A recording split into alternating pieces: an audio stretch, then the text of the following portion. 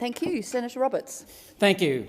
As a servant to the many varied and hard-working people in our Queensland community, I'm happy to travel back to Canberra for this session while recognising that due to yet another Labor, Greens, Teal coalition rushed bill, many senators cannot. I've submitted a document discovery today to find out exactly how much taxpayers' money is wasted on this disgusting spectacle. It would have been wise for the government to work out what we were returning for prior to recalling the Senate, instead of this chaos to get a bill ready at 9:30 p.m. last night, and I read it on the plane down. With no committee oversight, no public scrutiny, no industry scrutiny, a shocking bill rammed through courtesy of the ALP, Greens and Teal's Senator Pocock in a single day, in hours, in return for quid pro quos next year. There's a point where the process of this government uses to get Greens and Teal Senator Pocock's support that moves past what is proper into very questionable territory. Under this bill, the gas industry is being murdered for the financial benefit of rival industries, wind and solar, who are financial supporters of the Greens and Teal Senator Pocock. It should be clear by now, surely, the Albanese Labor government are not the ones running the country. In the Senate, the Greens, Labor, Teal Pocock alliance together run the government. Now, I'm sure the Treasury Laws Amendment, Energy Price Relief Plan Bill 2022, has been met with popping champagne corks from comrades on the Labor left. Soviet-style powers in the government's grasp right now. The government regulation will decree what gas can be sold, to whom it can be sold, for how much it can be sold, who can be refused permission to buy or sell, and who can be forced to buy or sell. Shame. The Greens and Teals can't wait to write those regulations. A frightening power grab from a desperate government without a clue how to solve the energy crisis it helped create and now worsens. What industry will be next? Don't be fooled with this talk about temporary price caps. This legislation includes a code of conduct with permanent price controls built in.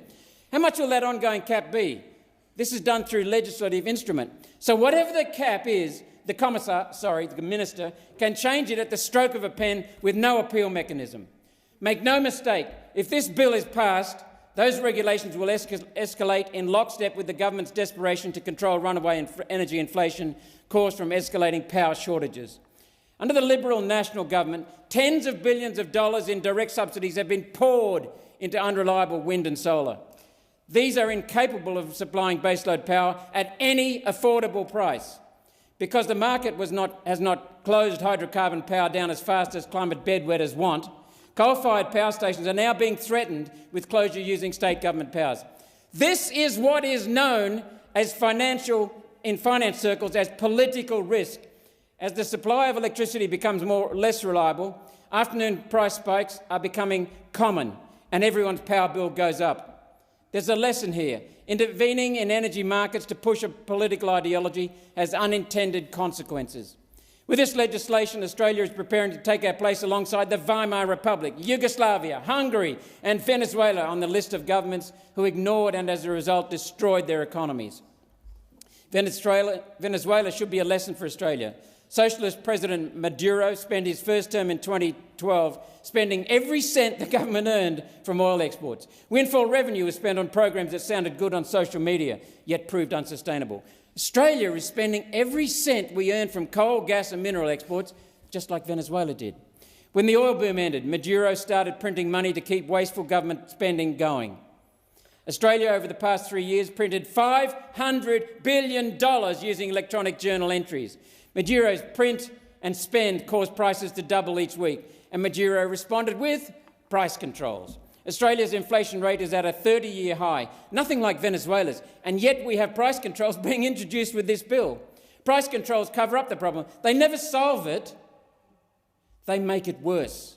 To take such an authoritarian measure is an indication that something has this government and the Premier spooked, likely the real inflation rate that will result from net zero measures. Time will tell. The way in which a Western country like Venezuela lost control of their economy should be a warning to Australia. For 3 years, print and spend measures have been waved through our Liberal, Nationals, Greens, Labor and now Teal's uni-party voices. Labor did not inherit Scott Morrison's mess. Labor in the states We're part of Scott Morrison's mess. Whether our inflation rate from this point moves forward, moves up or down, is squarely in the government's hands. A small number of people in the government think that they are smarter than the free market, the collective will and ideas and hearts of millions of people. The same free market has for generations successfully combined hundreds of thousands of workers with hundreds of billions of dollars of capital equipment in order to successfully manage trillions of dollars in mineral resources for the lowest cost to the customer. Now, though, our federal and state Labor governments, together with the fake Christian, fake Conservative New South Wales government of Matt Keane and Dom Perrottet, think this piece of legislation will fix what they broke. Rubbish. So much hubris, combined with so little knowledge of history and economics, will be the downfall of our beautiful country. Venezuela, here we come. In 6 months, the Albanese government has steered Australia from welfare liberalism to socialism. Next port of call will be statism before Labor reach their ultimate destination, communism. And we go back to feudalism. I notice some commentators have been calling for the government to penalty tax the very high profits being experienced in the mineral industry in recent years.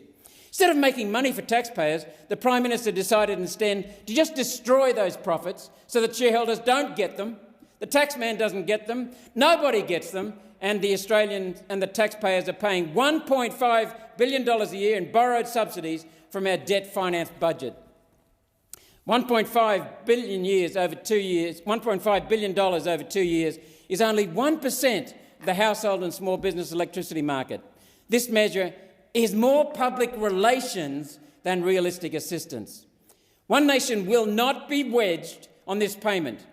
Borrowing money from Australians to give back to Australians is a pointless exercise. It literally transfers money from children to their parents, and responsible parents do not fall for this rubbish.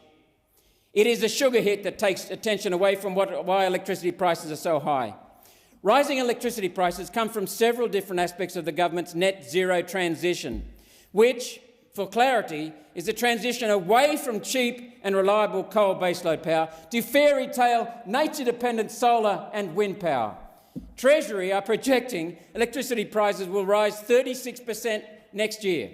If passed, this bill will reduce that rise by 6.5%, and if the states cap the coal price, this will save another 6.5%.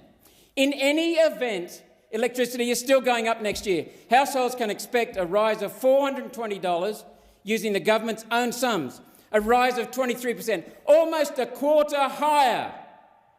When these measures fail, and they will, the rise will be $650. Today I submitted a motion for a document discovery on the modelling, claiming the increase will be 23%, not 36%, including the element of any electricity price rise caused as a result of the Ukraine war. Now, I look forward to seeing this modelling. The Treasury Laws Amendment Energy Price Relief Plan Bill 2022 deals with gas only. The Albanese government has dumped the coal price ceiling on the states to avoid having to pay compensation. John Howard's government pulled that same bypass around the Constitution when he took property rights away from farmers to meet the UN Kyoto targets without paying a cent to compensation to farmers. The Albanese government has joined John Howard's government in destroying trust in government. With the result, government must now apply more and more coercive measures to government. Australia's gas price has been a problem since the end of 2020. The government's Australian Energy Regulator, the government agency itself, confirms the rise in gas prices started more than a full year before Russia invaded Ukraine. Treasury and the government spin doctors blaming Russia for electricity price rises is dishonest. It is deceitful. Gas and coal price rises have resulted from the need to back up unreliable wind and solar with gas, combined with colder temperatures and a wind drought across Western Europe. At the same time, the idiots in power in Western Europe closed their coal and nuclear plants. Gas became the only thing keeping the lights on. Dishonestly blaming Russia instead of the correct cause, net zero energy deficits, will lead Australia down the same dishonest, inhuman path as Europe. This bill quite simply fixes the wrong problem. The war on coal has meant Australia cannot meet the world demand for coal, and as a result, prices are high. And market demand has switched to gas, whose prices are now going up. Australia has a coal and gas supply problem, not a price problem. Australia must take the jackboot off the coal and gas industries and allow more production. Rather than imposing old Soviet-style controls of the gas industry under this bill, the federal government could have gone with a much simpler and less onerous option. Western Australia has had a domestic gas reservation since 2006. This requires gas extractors to reserve 15% of production for Australian domestic use. This scheme has produced a gas price around $5 a gigajoule, which is production cost plus a fair profit. Prime Minister Albanese could have used this system on a national level. He chose not to. Instead, the Prime Minister has gone with old Soviet-style legislation that will cost Australians twice as much for gas than a reservation system would have cost. Why would they do that unless the reason for the legislation is not the price cap and is instead this bill's industry control powers? In 2 or 3 years' time, the public will be marching on Parliament House to protest electricity bills that are so out of control that power companies will be disconnecting people left, right and centre. Once the serious protests start, this government will reach for the permanent price controls in this bill to force coal and gas extractors to sell to electricity generators at next to nothing, just to save themselves. There is a showdown coming in this place. This morning, Adam Bent confirmed that the Greens and Teals are committed to eliminating the gas industry. Hydrocarbons have lifted Australia and the world out of poverty. The Greens will cast our beautiful nation back to the dark ages. Gas is essential for firming solar and wind, which means gas and coal are the only things keeping our lights on, our fridges running and industry functioning, and electric vehicles running. Without gas and coal, the economy will be entirely reliant on nature-dependent solar and wind power and battery backups that carry a price tag above $100 billion and require renewal every 10 years. Green energy is no energy. Eliminating gas and coal is insanity.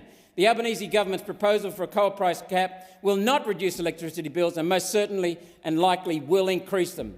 Coal plants buy coal on long-term supply contracts. The cost they are paying is not the spot price, it is much, much less.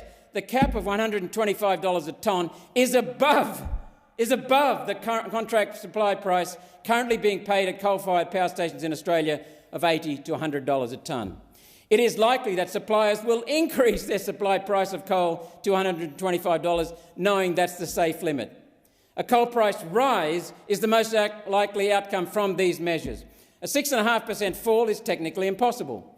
Let me tell you why. For the sake of government argument, let's assume the price of coal in 2023 would have been $175 and is now $125 as a result of the cap. Let's have a quick look at the effect of that $50 a tonne reduction. The energy density of coal is high, 6.7 kilowatt hours per kilo, which means 1 tonne of coal produces 6.7 megawatt hours of electricity. That's enough to run 1,600 homes in Queensland for a day. So a $50 saving divided by 1,600 homes, at the most simple level of analysis, this measure will save householders 3 cents a day on their electricity bills. Not 6.5%, which is $110 a year, because coal fuel costs are a tiny portion of the coal-fired electricity price. The government's measures are being sold with a deceitful public relations spin, hiding onerous Soviet-style controls that are the real reason for this legislation. There's another serious risk to our energy security this bill ignores: rising interest rates. But I won't go into that in detail. There is an entirely better way. Even to the global warming believers, One Nation's plan can deliver cheap, stable baseload power without upsetting your sky god of warming. All we have to do is stop closing coal-fired power stations, build Collinsville Power Station and replace Liddell with modern heli power, transition Australia's coal generators to modern heli power. Transitioning to clean coal and ending government handouts for renewable fairy tale solar and wind power will dramatically reduce electricity bills. It's time to walk away from this net zero dumpster fire. I call on the Senate to reject this bill and say no to Soviet-level powers that will inevitably backfire and cause an economic and social catastrophe that will hurt the people. One Nation has been right to oppose net zero madness for 25 years. We will continue to be a voice of reason, bringing better solutions to this parliament. Solutions that will provide everyday Australians and the businesses we all rely on with opportunity and prosperity for all. We have one flag above this parliament. We are one community. We are one nation. Thank you, Madam Acting Deputy President. Thank you, Senator.